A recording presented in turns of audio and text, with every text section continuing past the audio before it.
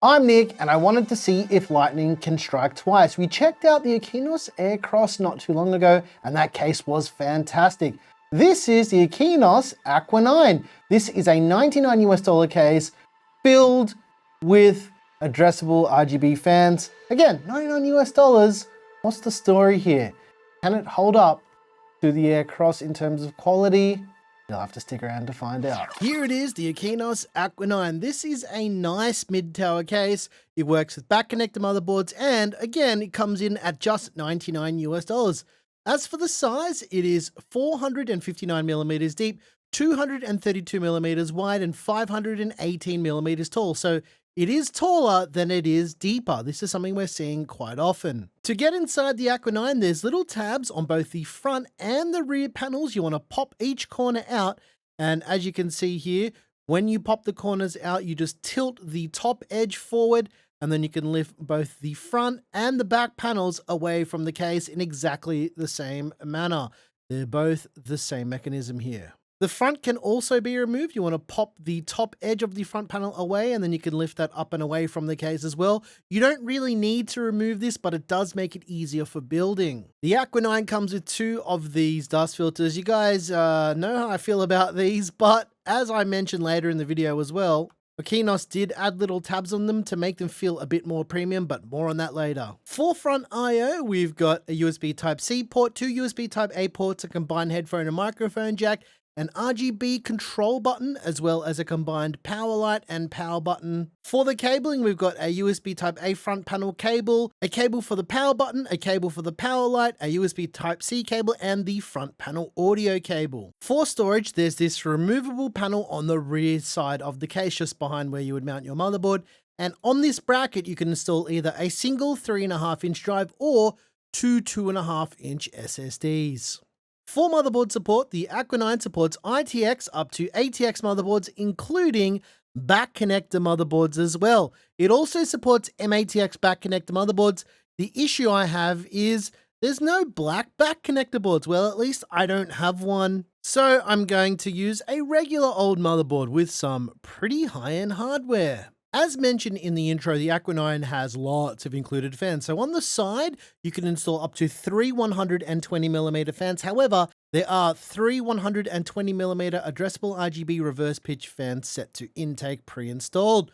If we take a look at the back of the case, there's a single 120mm addressable RGB fan that is pre-installed. However, you can put any other 120mm fan back there.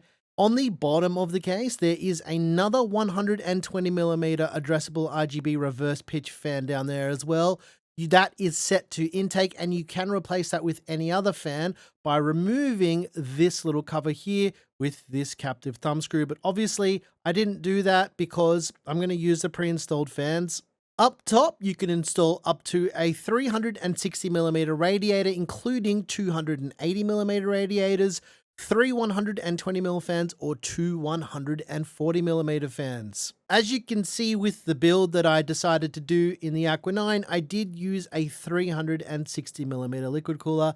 This is also what you should be looking at if you're going to be using this case as well. It gives you more flexibility, and it allows you to upgrade later if you decide to get a CPU that runs a bit hotter, or just any change later in the future. Not only are the fans addressable RGB, there is an included addressable RGB controller. This will require the use of a 3-pin 5V addressable RGB connector on your motherboard, a PWM fan header so you can control all the fan speed, as well as SATA power, which I didn't show here, for powering the controller itself. On the controller and hub itself, there's 5 PWM fan headers and 5 addressable RGB headers. One of the addressable RGB connections is connected to the integrated RGB strip, which you can see right here. The Aqua 9 does something that I really like, and that is using a removable power supply bracket. This has two captive thumb screws to remove it, and essentially the way this works is you mount your power supply to this, or this to your power supply, whatever order you like,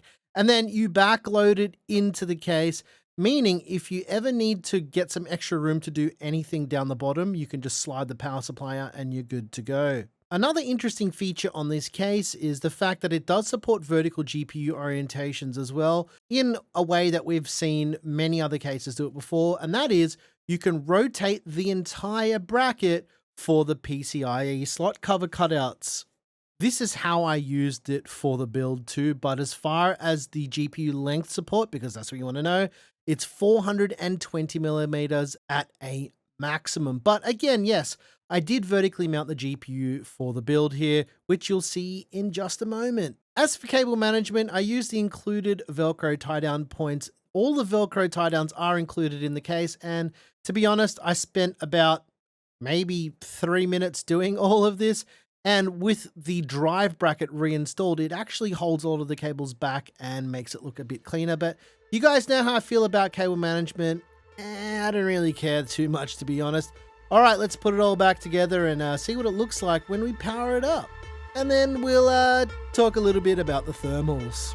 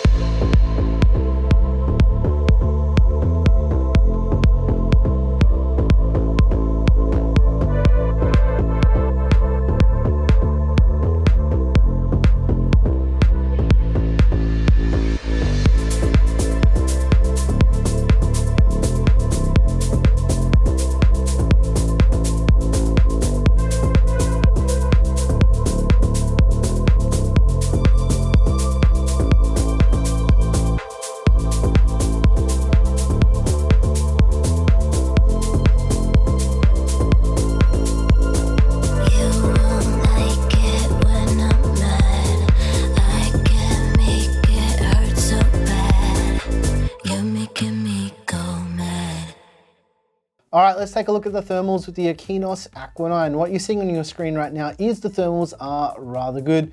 Surprisingly, well, maybe not surprising to some of you guys, the thermals are better without the panels on. We haven't seen this much of a delta in a while with cases, but there is a very interesting reason for this, and that is because I vertically mounted the GPU, because I haven't vertically mounted a GPU in such a long time, and I thought that it was about time that we did that. And other than that, the thermals are not terrible. You have to remember, this is just about as high-end as you can go for a gaming PC.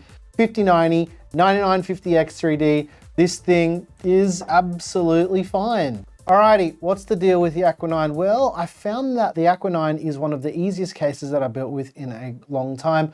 I've got to say, the quality isn't quite as good as the Aircross. It feels as though that is on purpose, given I think they're trying to hit a price target with this case with all of the included fans. To be honest, I don't think I have a problem with that, considering again who this is targeted at, and that is that $99 US sweet spot. We see this quite often with cases where they'll try and hit that target, but just don't include the things that this case includes. Think about it, guys. Let's count together. 3 on the side, 1 at the bottom, 1 at the back. That's 5 included PWM addressable RGB fans. But it's not just that. It has a controller with it as well. It's got that RGB accent as well. So they're not really cheaping out in that aspect of the case, because in terms of fans and lighting, you're getting the features that you would expect for a case of, let's say, $149 US. However, where they save a bit of that money is on the materials and construction. This case is not as sturdy as the Aircross, but to be honest, this is all I've got to compare with the Aircross from Aqinos. That's kind of why I wanted to take a look at the Aqua 9 as well, was to see what the deal was with one of the other cases from their extensive lineup of cases. I think the Aqua 9 is still very, very interesting based on the quality is still good, don't get me wrong, it's just the materials aren't as nice, right?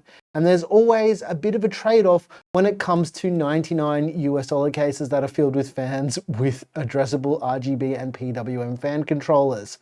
Overall, I think the value's there, $99 US. Again, I've got to reiterate this. It is a very important price point for people, because when you're buying a case like this, this is the reality. All you need to do is buy a cooler. You don't need to buy any of the other fans. This case already does all of it. And these fans aren't loud either. So there's that too, which is just a nice to have. Overall, I think the Aquinos Aqua 9 is a nice case, except, now this is the one thing that I don't like about this case, and this is me being honest with you guys, and it's one of those things that almost redeems itself, but it's this stupid filter. I hate these filters. I just think just don't include a filter at all on the top of the case, like, or just do something else. I just don't like these filters, guys. Look at them. They're ridiculous. But I see what Aquinos has tried to do. I see what you guys did. You tried to put a little rubber tag on it to make it seem a little bit more premium than it is. Also to make it removable a bit easier too, but I just don't like these filters. I want to show you why. It's not just how they look. Let me show you this, right? If I do this,